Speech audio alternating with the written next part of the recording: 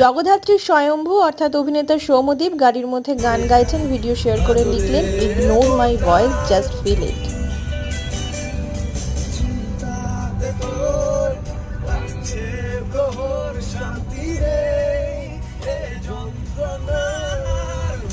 Cine Gossip.